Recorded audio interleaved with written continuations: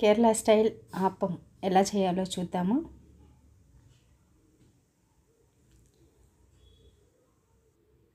రెండు glass idli rice, 2 glass ration rice, ఇవి బాగా కడిగి నానబెట్టాలి. అందులో కొంచెం అంటే 1 టేబుల్ స్పూన్ ఉద్దిపప్పు, తర్వాత ఒక చిన్న స్పూన్తో మెంతులు, ఇవన్నీ వేసి బాగా నానబెట్టాలంటే 8 అవర్స్ అయినా పెట్టాలి.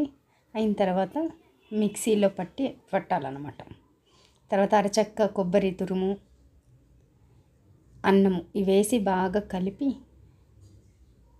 బాగా క్రీమ్ లాగా సాఫ్ట్గా, చాలా అంటే చాలా సాఫ్ట్గా పట్టాలి పిండి. చూడండి ఎంత బాగా వస్తుంది. తర్వాత చక్కెర తర్వాత కొంచెం ఉప్పు వేసి బాగా కలిపి, చూడండి ఎంత సాఫ్ట్గా ఉంది పిండి.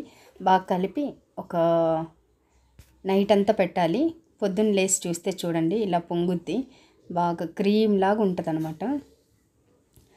దోశ పోసేకి ముందు ఈ సోడా కొంచెం ఒక చిన్న గ్లాస్తో సోడా పోసుకొని కలుపుకుంటే ఇంకా బాగుంటుంది టేస్ట్. మేమైతే ఆపం పాన్ లేదు, నేను నార్మల్ పాన్లోనే ట్రై చేసాను. ఈ రెండిట్లో బాగా వచ్చింది. చూడండి ఎంత బాగా వచ్చింది.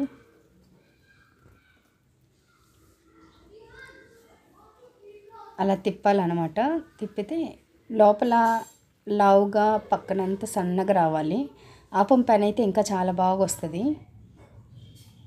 అంతే సాఫ్ట్, ఆయిల్ లేకుండా ఒక చుక్క ఆయిల్ కానీ అవసరం లేదు. చూడండి ఎంత బాగా సాఫ్ట్గా వచ్చింది. దానికై అదే వచ్చేస్తాయి అన్నమాట, మనం తీసే అవసరం కానీ లేదు.